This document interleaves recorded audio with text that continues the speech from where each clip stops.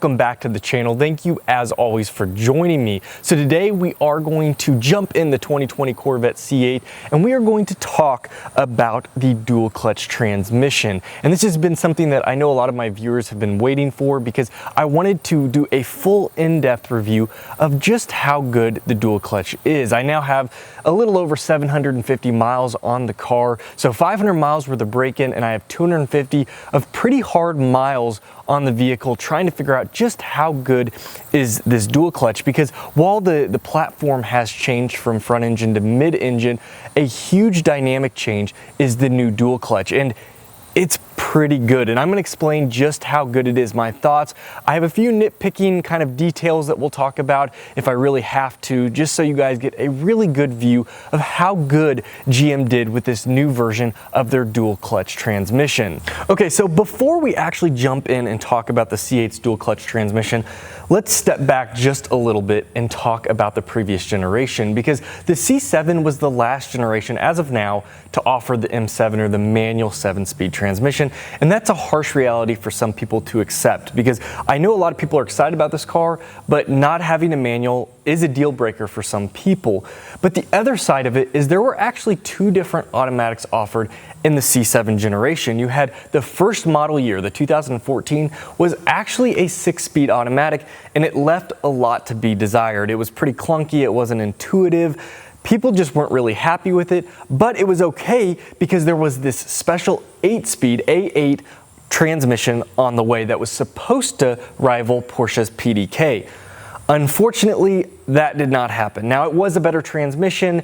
I don't think that's saying much, but it was still pretty clunky. And if you check the forums, you will see a lot of people having issues with their A8. They thought it was very clunky, downshifts were not great. It was supposed to be 0.08 milliseconds faster than a Porsche PDK. That's not the case. The PDK was so much better. You can't really rival a dual clutch with a single clutch gearbox. And so it was one of those things that was overhyped and it just wasn't as well received as expected.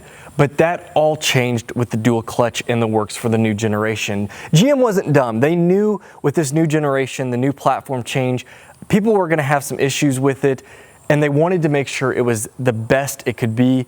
And a gearbox like a dual clutch can absolutely change the driving dynamics of a vehicle. There's no doubts about that. Complete just power down to the wheels with almost no stopping, with no gear changes that really you can feel. It's absolutely incredible what it can do to transform a car. So I wanted to talk about that today. What are the pros and kind of what are some of the cons? What am I seeing out of the transmission now that I've had the car this length of time? And really, what has it changed in my mind on how good this car really is? Okay, let's jump in the car here. I have to say, the Npp Exhaust for this car, now I have an aftermarket already coming that is going to put this one to shame. I know we're talking about dual clutches, but anybody interested in the Npp Exhaust, I think it's a must. It really is good for stock. I would say it's good for most people. I want it a little bit louder, so I'm going with an aftermarket, but this, as a stock Npp Exhaust, phenomenal. I mean, especially in sport or track mode. I want to take a quick moment to thank today's video sponsor, which is Exter Company. Exter Company makes some of the most premium wallets and other leather accessories out there. I've had the pleasure of using one of their wallets for the past couple of weeks, and I've been blown away by the sleekness and overall quality of the wallet. The wallet itself is very functional and actually offers a very neat pop-up card system, so it just makes your life easier when you're ready to go and pay. But by far the coolest item that Exter offers is their tracker cards. Their tracker cards allow you to always know where your wallet is at all times by connecting it to your phone. It even has a solar charging panel that after 3 hours of charging gives you up to 3 months of life. So make sure you check out their website today. The link will be in the description below, and use code FTD25 to get 25% off your entire purchase today. Okay, so before we actually get into talking about the performance of this transmission, let's talk a little bit about the transmission itself. This is the first dual clutch, as many people are aware, in a Corvette. It is an 8-speed dual clutch, and the shift times are supposedly under 100 milliseconds. I absolutely believe that. They are lightning quick. I believe somewhere actually between 60 and 80, depending on how much gas you give under, how much load you have during a shift. And so it's one of those things where you can tell a difference of how fast the shift is depending on how much gas you're giving, and we'll get to that in a little bit. But the car absolutely performs. This is a huge reason why this car will be so successful. It's not just the mid-engine layout, it's everything together, everything that GM, the engineers of Corvette, are trying to put together, this package they have made. This dual clutch is a vital part of it, and it changes the dynamic for the car in such a good way. I absolutely love it. I love manuals, but it is hard to deny how good this dual clutch makes the car. And so it is very good.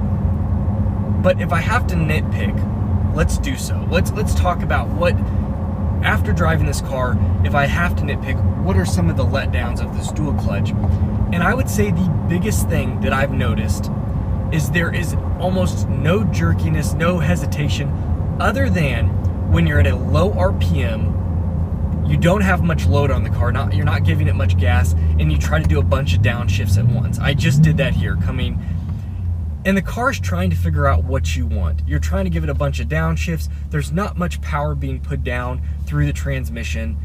And so sometimes the car will be a little bit of hesitation, a little bit of jerkiness. That is the only time I ever notice any type of hesitation from the transmission. Any load, especially higher load, higher in the RPM band, it is instant change, lightning shifts. They are that good and that crisp, and actually they change depending on what mode you're in. If you're in touring mode, they're a little bit more comfy, they're not quite as quick, they're still very quick, way faster than any type of regular transmission. But without a doubt, you can tell, in my opinion, a difference between touring mode all the way up to track. You get a little bit more roughness, but a quicker transition of gears when you're in track. You get a little bit of that kind of fun feeling. It gives you a little more rawness out of your dual clutch than what your typical touring, making everything soft and nice and easy for a drive would be. And so that's nice. I love that the modes can change that. All of your changes can be done in your infotainment system. It's amazing what they've done with this transmission. And so, like I said, under any type of load, and downshifts can absolutely be, you just got to give it a little gas. That's instant. Everything in this car is instant. When you put power down, you realize how fast this car can be because you're never waiting on a gear shift. So let's do a quick little pull here. That was an instant downshift.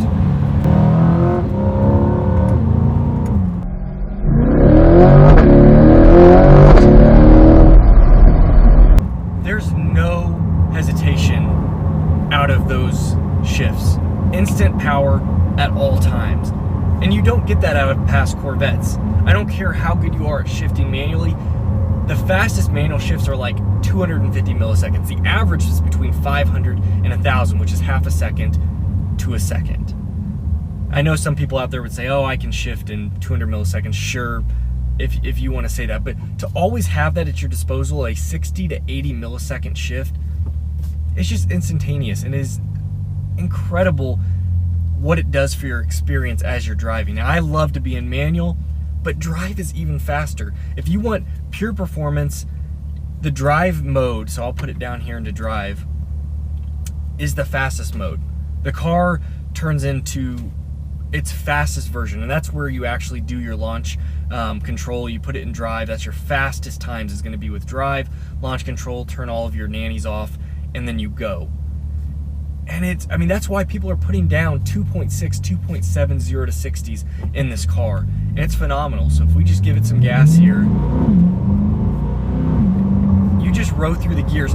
And the transmission knows when to shift based on how much gas you're giving it. like right there I was probably half throttle, so it pushed me up to 4,500, 5,000 RPMs, lightning shift to the next gear. If I floor the car, if I give it 100% gas, it will shift at optimal times for the best performance. So you don't even have to mess with that. The other day I was in manual mode and I really pushed the car and I bounced off the rev limiter because I wasn't paying attention how fast it pushed through redline.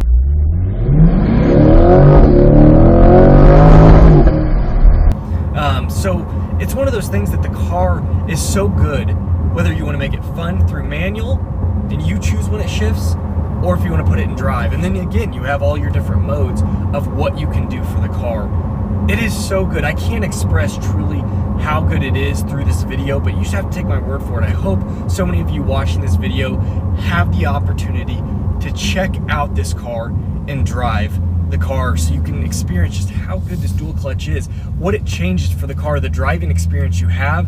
And again, all of that customization just makes the driving experience that much better because you can dial it in to what you want. I know I own the car and I may seem a little biased, but I'm trying not to be. I'm trying to tell you that it is that good. I even tried to nitpick where really it's a very small area of anything that is maybe a little off perfection. It's just that good.